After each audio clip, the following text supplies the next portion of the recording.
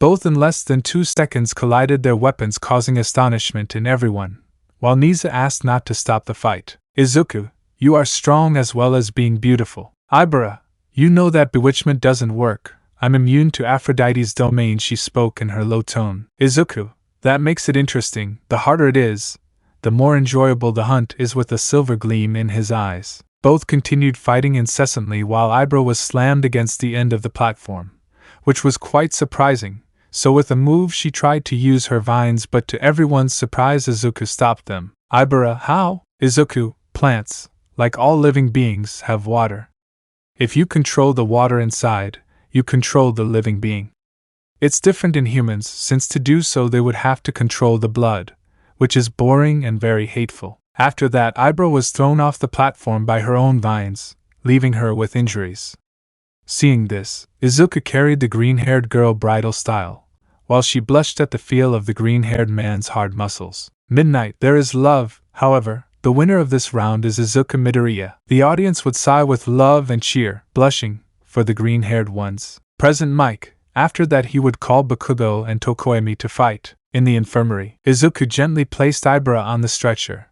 But unfortunately for him, Recovery Girl couldn't heal her because she was talking to Nisa. Ibara, what do you have? Izuku, maybe this will help you starting to recite. Brother Apollo, healer of all wounds. I ask forgiveness for not using this ability in so many days. Brother, forgiver of all, help me heal this wound, and I promise to pray to you every day that I need your guidance. Izuku's hands emanated a glow that was seen from the principal's office alongside Recovery Girl, surprising them both, as with a simple prayer he helped heal a classmate. Ibara, thank you, giving him a kiss on the cheek. Whenever you want we can go out on a date. Izuku, yes, blushing. At that moment Shoto would enter, abruptly drinking in order to proceed with his fight, while the green-haired man had a silly smile, because a girl kissed him. Shoto, come on, it's your turn. Bakugo already finished off Tokoemi. Izuku was still in his own world. Let's see. Romeo wakes up hitting him. Izuku, huh? I'm here. Shoto, well, don't stay there and fight anymore. In the arena, Present Mike, it's time to introduce him. The next fighter who will fight representing the UA, belonging to the 1A, is the tyrant prince of the seas and oceans of the UA. The villains tremble at his fury. The most feared aspiring hero is called the Poseidon of the UA. He is Midoriya Izuku. Izuku entered with the calm of the sea, while inside he was in a mixture of emotions. On one hand he was excited about the fight, but on the other he felt butterflies in his stomach. Present Mike, on this side, Bin Laden's successor, the heir of 9/11, the future hero of explosions, the king of the killer explosion, from Class 1A, Katsuki Bakugo. The aforementioned entered making excited explosions while looking defiantly at his best friend. Midnight, ready! Both would nod start. Bakugo would launch himself with his explosions while Izuku performed water movements to contain the explosions, while the Muslim began to launch explosions shaped like a bow. This action bewildered everyone, and Izuku understood that now he would not be able to contain himself with so much. So using the fog he was able to create an illusion of the fight he wanted them to see. Izuku, I used the fog. Bakugo, now without holding back. Bakugo launched himself with explosions while Izuku launched fire attacks with his pyrokinesis.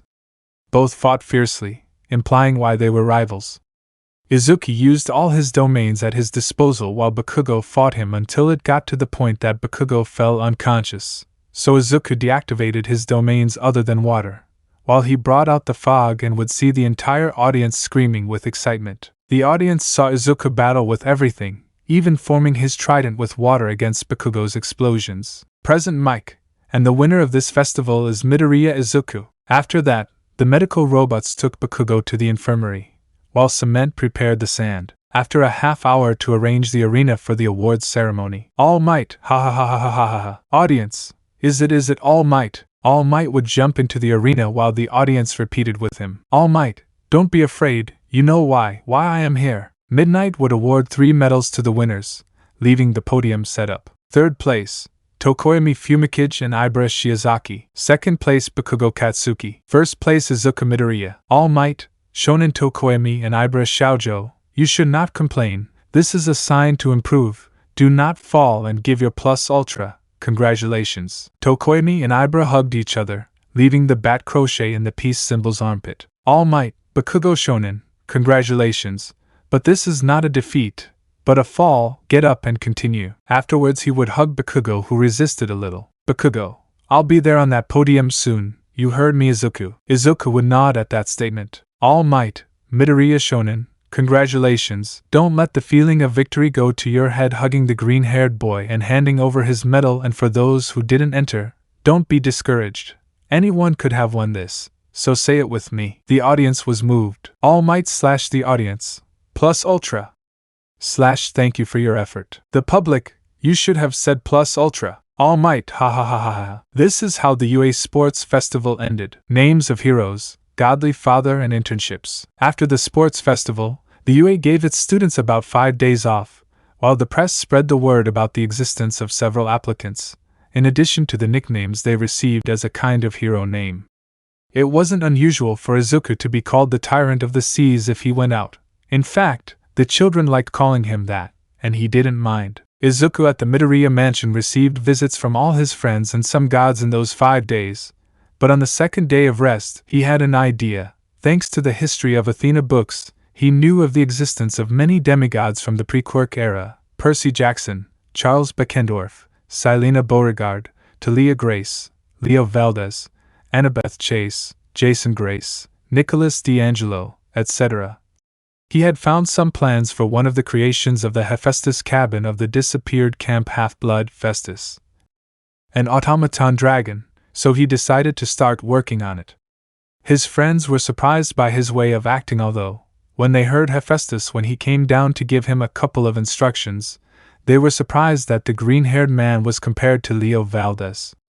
The irony came after 2 days of work, where Shoto, Bakugo, Momo, and Kyoka saw very clearly the green-haired man riding the automaton, happy that Festus 2.0 was working. The UA students swore to never pair Izuku with a support girl named Mei Hatsum, due to her crazy personality, whose every invention explodes, and the fact that she's created all kinds of components and tested them on the first unfortunate event that came along.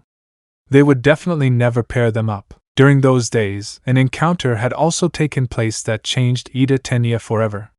His brother, the pro-hero Ingenium, was attacked by the hero Hunter Stain, who had a reputation for attacking false heroes.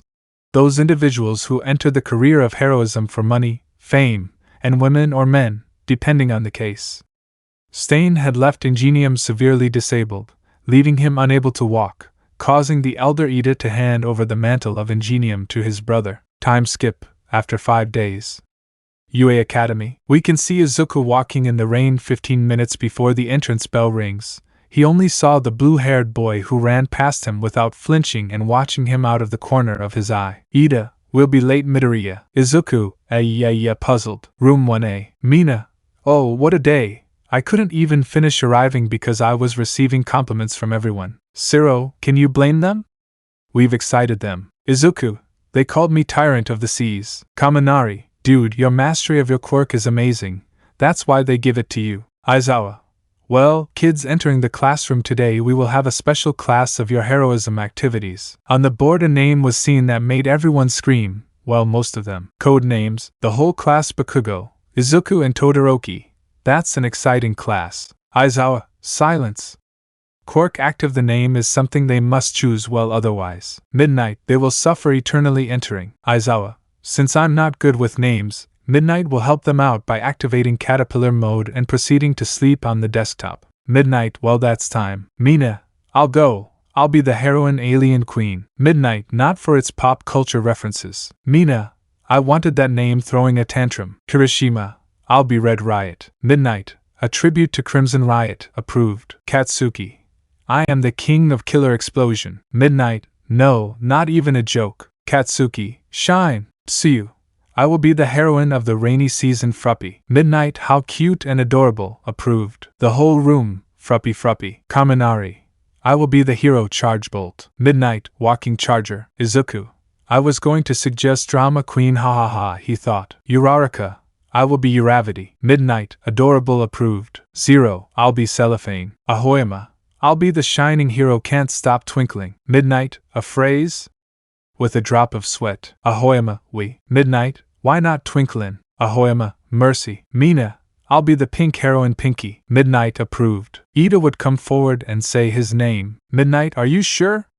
The younger Ida would nod. Koda would pass by and in sign language say, Trainer Hero, Anima. Midnight cute. Izuku. Everyone has good names, I should use one they don't know, he thought remembering. Flashback 2 days ago. Izuku was working on Festus 2.0 when Athena appeared in front of him. Izuku, oh hello Athena-sama. Athena, Izuku, I'm here to give you something, and it's about your origin. Izuku, okay, I'm listening. Athena, Izuku, you know you are the son of a god. Izuku would nod. I am here to tell you that you are the son of the Earthshaker, Lord of Horses, God of the seas and oceans. Izuku, Poseidon surprised. Athena, yes, you are the son of the Barnacle Beard, which is why several monsters have been harassing you. Izuku, I didn't expect that. Athena, well, now that I've said that, I'm leaving. End of flashback. Izuku, if this is true, I'm Percy Jackson's half-brother, but of course, I hope it doesn't bother you, he thought. Midnight, for the last time Bakugo,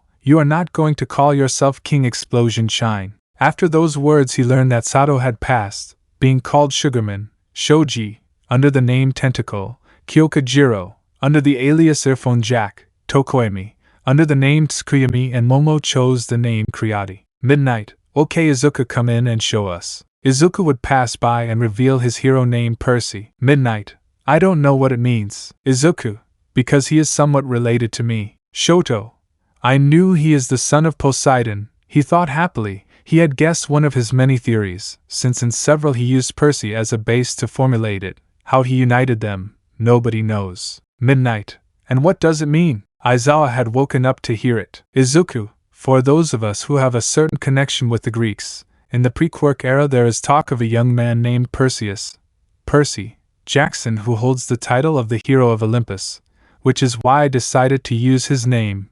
People from other countries do not know about him, and his story is almost non-existent. Aizawa, you must have been an obvious problem child, he thought with a slight smile. Midnight, approved, your next Todoroki-kun. Shoto, I will be holding up the sign with his name. Midnight, good. Aizawa, well, this will help them enter the draft in their second year.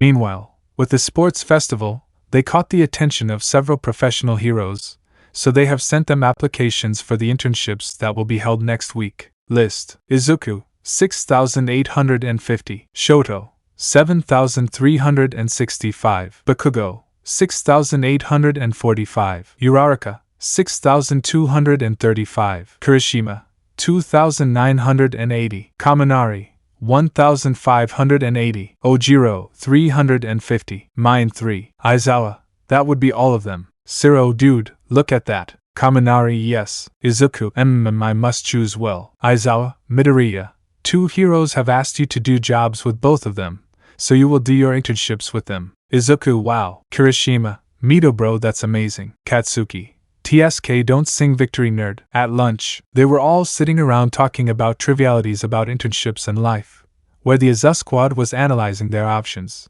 Momo, and who will you go with? Shoto, with the old man. Katsuki, with Beast Genist. Kirishima, with Fourth Kind. Kyoka, I don't know, what about Yamamomo? Momo, with Iwabami. Tsuyu, with Selkie Karo. Momo, and you Izuku? Izuku, I'll go with Fat Gum and Gang Orca. Kirishima, wow man, those two are something incredible.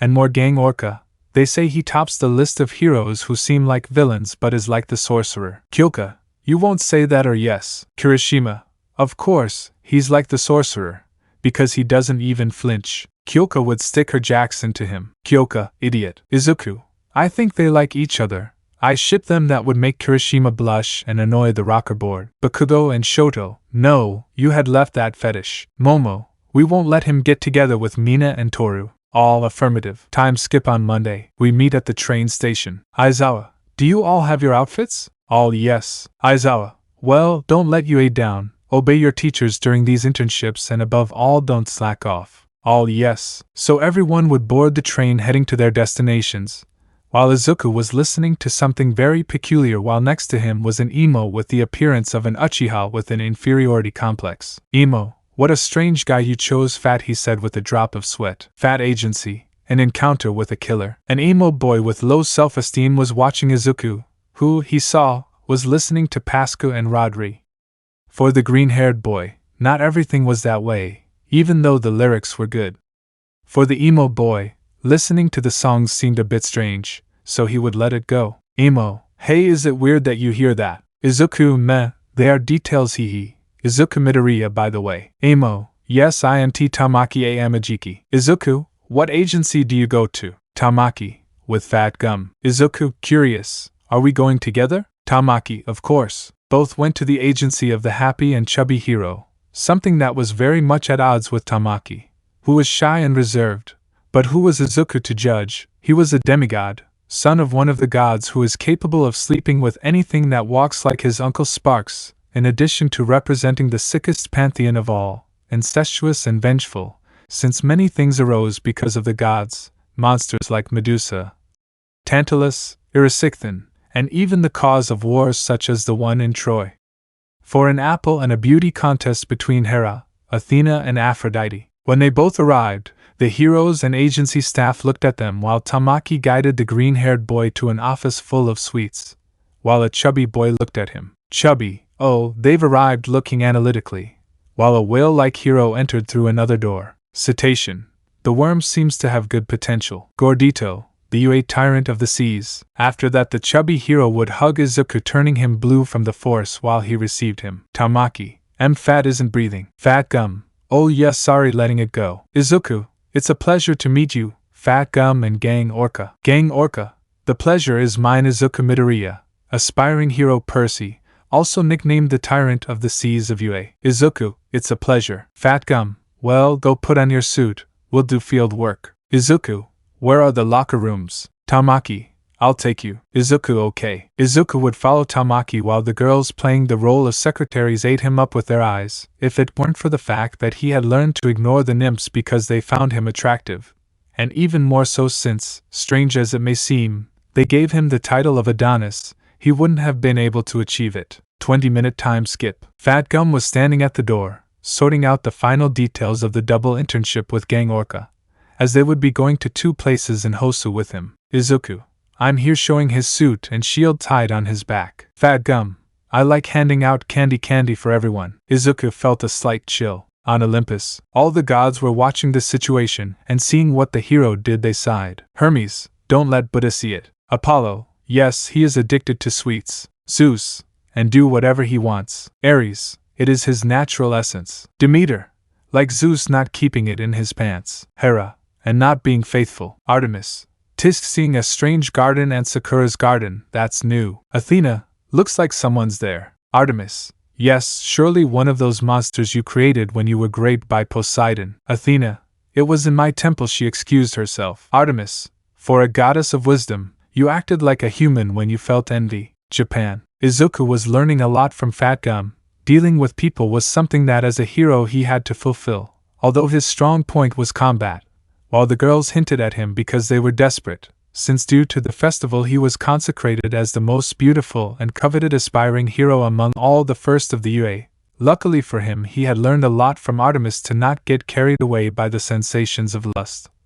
Because in the future Aphrodite's teacher was, Izuku had his senses on alert, since having a mild case of ADHD made him look like the typical Greek demigod of the pre-Quirk era, although he has learned not to show it very often.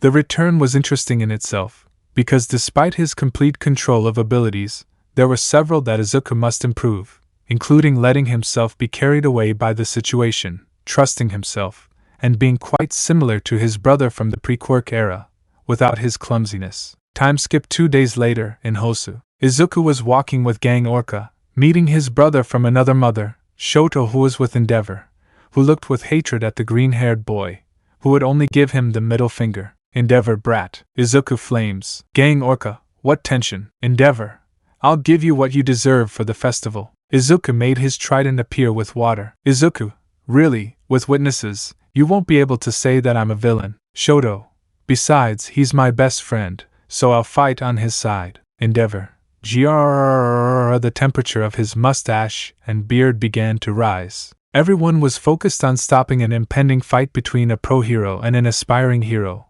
oblivious to what was about to happen around them.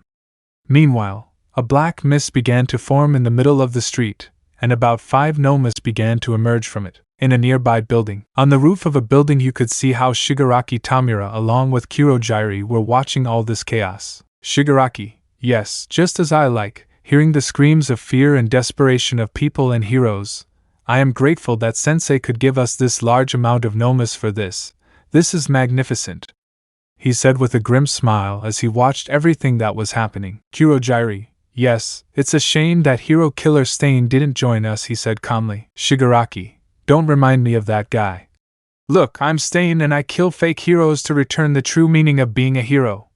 Thanks to that guy, I have a pain in my shoulder from the knife that stuck in me, he said, rubbing his shoulder. Kurojairi, it seems the heroes are taking up a working position. Shigaraki, and this is to cause chaos and despair in people. If some heroes die, it is more than perfect, he said happily because his plan was going wonderfully. In the streets, Endeavor, get the civilians out. Those who are strong fight these things. Manuel, has anyone seen Tenya? Izuku, damn, Shoto, will go for him. Shoto, okay. Orca gang, what do you want to do? Izuku, knowing Ida, he will go after the hero killer Stain, to get revenge. Manuel, I shouldn't have left him alone. Orca gang, go and tell them, you have my authorization to fight. Endeavor, what do you give them? Both of them went out at full speed with their Hermes-style winged shoes, while Izuku was with his bow ready, thankful that he managed to find on his trips to Olympus the plans of Hephaestus of the bow of Artemis, a bow that with just pulling the bow the arrow materializes.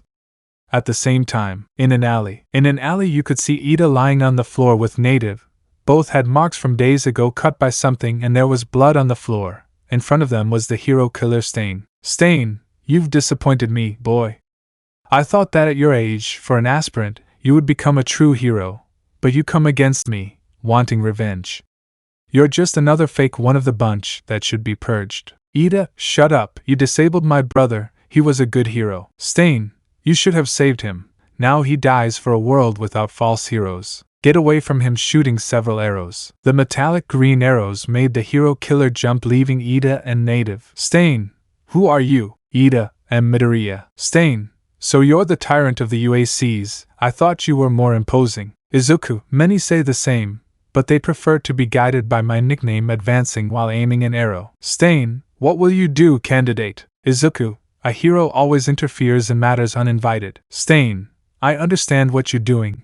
You're buying time for the reinforcements you asked for to come to your aid. After that he breathed, kid, I don't want to kill you. Your aura tells me that you're a true hero and I respect that, but my real objective is to kill the Indian and the 4 eyes that you're defending. Izuku, if I left you, what kind of hero would I be? At that a torrent of fire pushes Stain away a little. Shoto, looks like we were right about that. Izuku, yes. Stain, both of them have the makings despite that blood of yours, son of Endeavor. Shoto, I'm flattered, hero killer Stain. Izuku, distance won't be good to him. Shoto, yes, you're right. Stain, perceptive, throwing themselves. Izuku would give the bow to Shoto and dodge the slash of Stain's sword, while pulling out a sword with the press of a pen button. Stain, interesting. Izuku, and it's nothing, taking out his shield. Stain and Izuku would begin to exchange cuts, blocks, thrusts and stabs against each other. Stain, not bad, boy. Izuku, same here. Stain, you are Greek from what I see.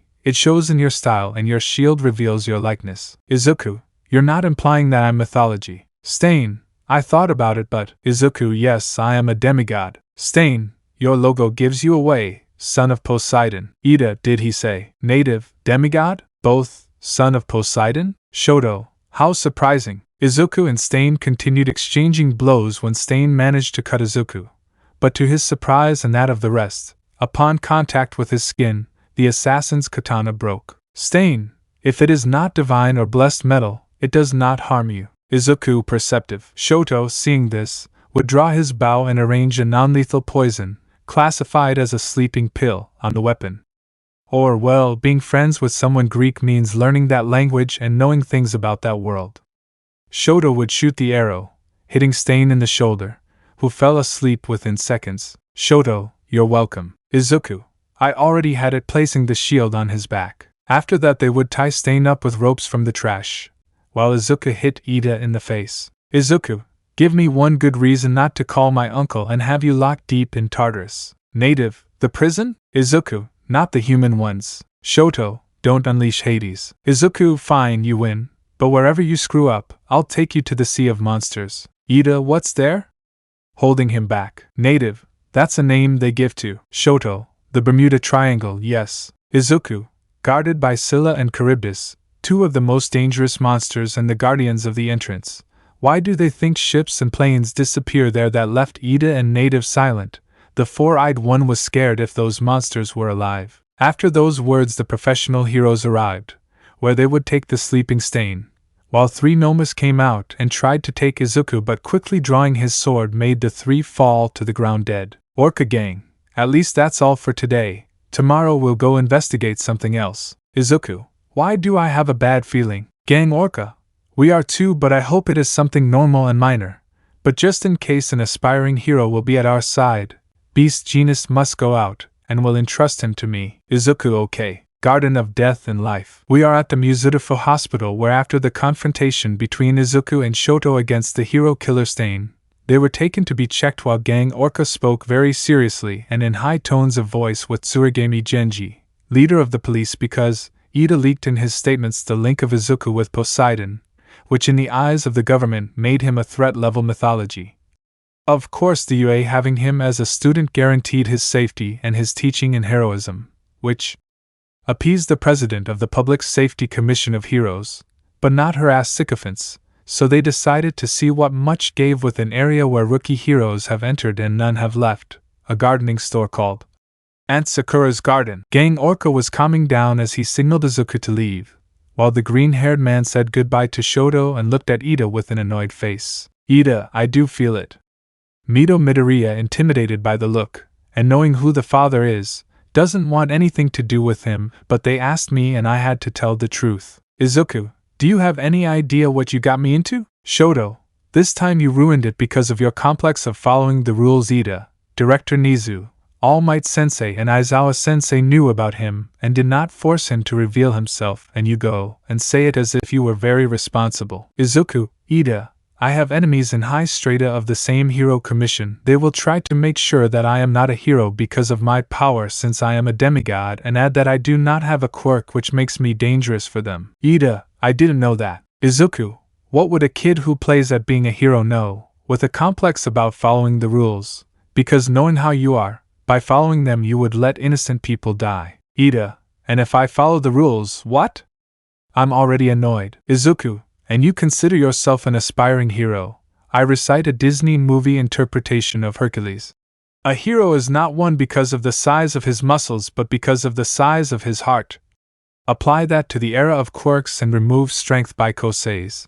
When you understand it you will know what it is to be a true hero. Leaving the room. Shoto, and be thankful that he won't call anyone he knows, because you screwed up, and badly. Izuku had already met with Gang Orca while he took the boy in his car to a beach area with garbage while he moved away a little, and while he submerged himself a little in the sea, unleashed his anger a little through his father's domains while the waves hit the beach hard. Gang Orca, I was really upset, a little scared by the aura of power that Izuku emanated. The green-haired man, however, came out of the water where, to the surprise of several girls, they passed by and blushed at the green-haired man's Adonis-like appearance.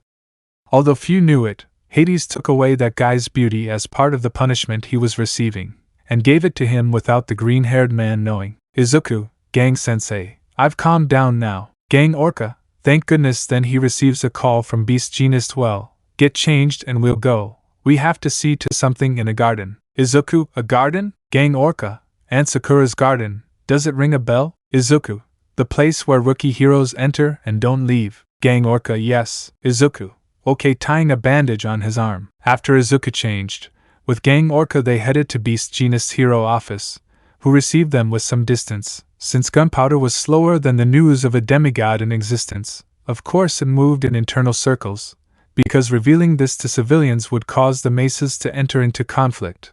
Millennia of battles between religions would start again, in order to kill a false demigod, in their eyes, for simply not believing in said pantheon. Izuku, due to his skills acquired with Aphrodite's training, knew that Beast Genus disliked him, so he chose to stay out of it. Orca gang, well, we've arrived. Getting into the car. Bakugo, I'm finally free. Messing his hair. Izuku, did they have you that bad inside? Bakugo, yes, all rules, rules and more rules. I can't shine anything and they comb my hair in a ridiculous way. I look like I was licked by a cow. Izuku, J ha ho ha ho ha ho ha ho ha ho ha ho ha ho ha ho ha ho ha. Orca gang, well, you better be prepared because if there's something inside, I hope it's not anything related to myths and such. Izuku, don't count on it. My natural battle instincts tell me something is going to happen and it would be better to be cautious. Bakugo, what monsters could be there? Izuku, there have been no cases of Cyclops.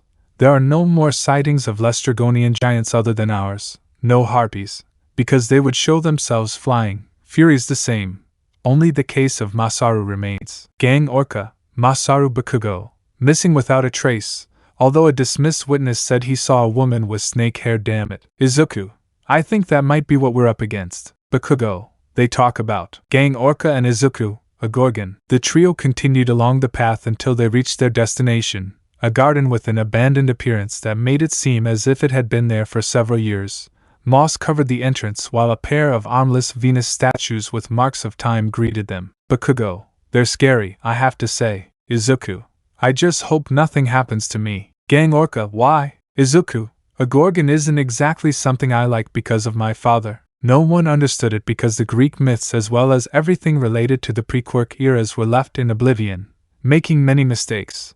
Because by not knowing history, they made many mistakes that had already occurred. The group would pass inside the garden while the statues were much more evident, along with their state of abandonment, moss, vines, dirt, erosion, as well as rodents and electrical defects, giving the place a very gloomy place. Ignore the woman for now. Orca gang, we'll split up to cover more ground. If you have to fight, you have my authorization. Each one would go their own way. Gang Orca, how strange seeing a drink dispenser free drinks reading and opening the appliance, and closing it because it's full of rats. If heroes disappear, health will not close this place. The Orca continued on its way as it walked through halls full of statues, each with a particular appearance. Men and women, children, teenagers, adults and the elderly, from different eras, a couple of heroes and villains, so it continued investigating. With Bakugo. Bakugo, if you were a Gorgon, which of the three would you be?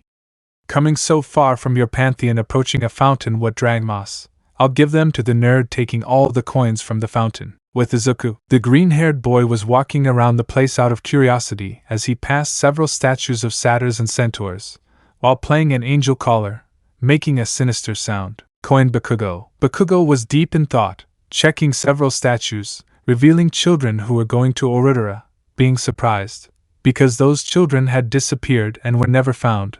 Although he dismissed the idea of a Gorgon, he only thought about the name that the witness gave, Medusa. With Gang Orca, the hero had been analyzing one by one the heroes and villains he found in the place, taking notes, and trying to figure out what was happening when a desperate woman took him out of his thoughts. Woman, get out of here! One very desperate and taking the hero by the arm. Here he comes crying. Orca gang, ma'am, calm down. Who's coming? Trying to calm the situation. Woman, we stopped for a second. My poor husband, help me please. Dragging the hero, help me please. Help me, dragging the hero very desperately. With Bakugo, the explosive blonde was checking out the statues until he saw one in particular, catching his attention. Bakugo, ha ha ha ha ha, how curious. He is identical to my old man. Ha ha ha ha ha ha, how crazy. He has the glasses in the same place along with the dominated face that he had. Naya, it is not the old man. Because he killed the old man, his previously funny face turned into one of anger, fear, and above all sadness and worry. Medusa Nerddd. Orca gang, we have problems. With Izuku. Izuku was walking looking at the statues until he heard the scream. Izuku Kraken! Taking out his pen and making his sword appear and trying to find the others. With Gang Orca. The woman was running scared. Gang Orca all along the road. Woman, we have to escape before he finds us. She really sounded desperate. Gang Orca, who?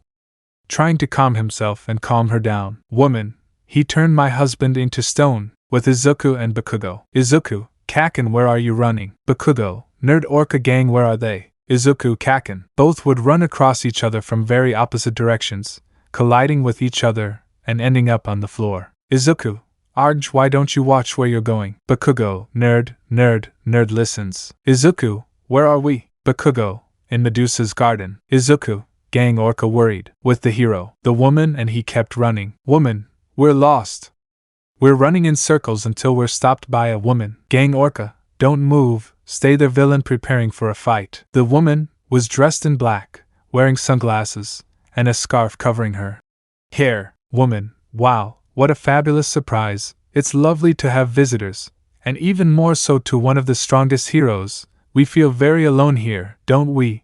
That's why I believe my statues caressing one are my only company. She approaches and caresses Gang Orca. You have very soft skin. You remind me of the goddess that I swore to serve faithfully. Orca Gang, Athena, right? Woman, I used to have very soft hair and skin. I was courted, desired by many men.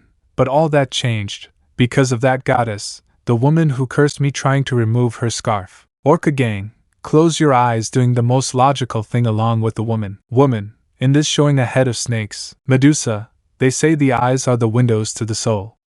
I hope you find my eyes attractive. It's very impolite not to look people in the eye.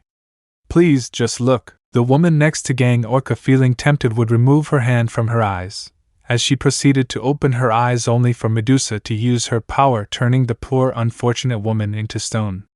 Medusa would just approach her, while Izuku and Bakugo hid behind the bushes. Bakugo, how will we face something we cannot see? Izuku, and if we use reflection, taking out a cell phone? Bakugo, good idea, I'll go for Gang Orca. Izuku, okay, I'll take care of Medusa. Medusa, you will be a beautiful piece of my collection. We will be friends forever. Do you mind placing her glasses there? Sooner or later you will open your eyes, my cetacean friend.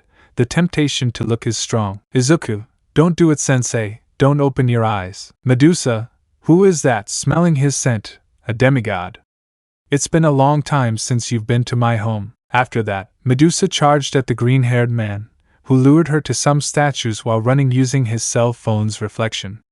Meanwhile, Bakugo used a stick to free Gang Orca from the stone woman's grasp. Medusa, I'm feeling you. Izuku would hide behind a couple of statues, but would be seen by Medusa, who would notice the green-haired man's pious father. Medusa, son of Poseidon, she said calmly, to be angry and resentful, I was dating your daddy. After those words, Medusa would push the statues, who like domino would fall until they reached the green-haired man, who tried to take his sword, but was grabbed by Medusa, closing his eyes. Izuku's sword would remain at his side along with the cell phone that were kicked by Medusa. Medusa, they say you manifest more than just your inherited domains. I can see it. Izuku, I only use my father's. Medusa, he lied. Medusa, they say you have the most blue-green eyes than the Caribbean seas. Open them, or my hungry babies will open them for you, making their snakes bite him. But it's a shame to destroy such a young and attractive face. Stay with me, making Izuku fall for the Gorgon's charming voice. You just have to open your eyes. Bakugo, shine! Throwing an explosion at a statue that would hit the Gorgon, knocking her to the ground. Orca Gang, are you okay? Seeing the ash-haired boy smiling, Bakugo, ha ha ha ha ha ha, yes. Medusa was upset and tried to stand up, looking for something on the ground. Medusa, son of Poseidon. Taking a cell phone and standing looking at her reflection, Izuku would simply appear from behind and slash his head off. Izuku, I didn't lose my mind, moving his sword. Hey, you can open your eyes now. Orca Gang, I didn't think they sent us against this. Bakugo, Beast Genius said that rookies disappeared here, but it was unknown. Izuku would place glasses on the Gorgon's eyes. Izuku, what do you think? Raising his head, Gang Orca, we won't tell anyone about this. Bakugo, what do we do? Izuku, we must take her. Bakugo, the head? How disgusting. Izuku, if you open her eyes she still works, alive or dead. Gang Orca, if you take it, you'll have to be careful with the commission they'll demand. Izuku, I'll take it, taking a jacket out of his backpack. If you cover me, we can hide it. Gang Orca, one thing at a time. In the body? Bakugo, The Gorgon's body crumbled into golden dust, leaving only the head. Gang Orca, they don't pay me enough. I'll keep it a secret. Just keep that thing away from people. After that unique situation, they would return to complete their internships, Izuku with Fat, since it was his turn, and Bakugo with Beast Genius. Back to the UA. Friend, Fatgum Agency. We can see Gang Orca, Fatgum and Izuku in front of the door as they say goodbye. Fatgum, it was a pleasure having you, kid. I hope you can improve even more. Izuku, thank you, Fat Sensei. Gang Orca, Well boy, I hope you keep that safe. Izuku. Yes, smiling, and I hope the commission knows who they're messing with. After that, Izuku would withdraw from the agency while Tamaki accompanied him, since Izuku helped him stop being less shy. At the UA, all the students were returning to where they were harassed by the press, as the situation of a demigod at school had turned him into a celebrity. Meanwhile, in the 1A classroom, his classmates were waiting, wanting to know more. One of the students who truly wanted to know was Ida. Ever since his words in the hospital, he had been deeply envious of the green-haired boy. Meanwhile, in the other classes, they were now talking about the title they had given him, Tyrant Prince of the Seas, which made sense, given that he was the son of the god of the seas himself. Shoto, I have my ice ready. Bakugo, ready. Kirishima, HAI. Tokoemi, count me in. Tsuyu, hi Karo. Momo and Jiro, count on us. If it weren't for the fog, Izuku wouldn't have been able to walk past Tamaki through UA, past all the reporters, who saw them as general course students, unimportant people, which Tamaki was grateful for. Class 1A door. Tamaki, good luck. Izuku, thank you. Watching Tamaki leave to come in, sighing and opening the door. Class 1A, Midoriya nerd Mito bro lucky Izuku-san. Izuku, hey, hello? Mina, what do you mean? Nothing more, hello? Hagakure, you owe us information. Minetta, you are the son of a god. Tell me how many you have slept with receiving a lick. Tsuyu, pervert Karo. Kaminari, old man, you are the son of the god who sleeps the most. Izuku, what my father or uncle does is none of my business, with a tick in his eye. Siro, but old man, you are the son of the god of the seas. Bakugo, leave the nerd alone. Shoto, whether he's a demigod or not doesn't affect us. Kirishima, it's true, he's our partner or friend, he's one of us. Tokoemi, his depth is as dark as my soul, I consider him a friend. Ida, and what's so good about a guy whose daddy gives him everything? Izuku, at least he values a friendship and the trust they give him. Both would stand face to face while Shoto and Bakugo were already about to defend the green-haired boy. Aizawa, enough.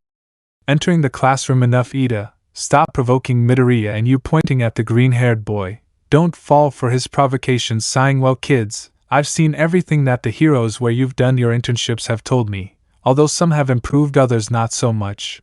But well, that's another topic. Izuku, of course. Ida, whatever. Aizawa, okay. All Might is waiting for you at the Gamma field. Put on your suits. Time skip of 15 minutes. Campo Gamma. All Might.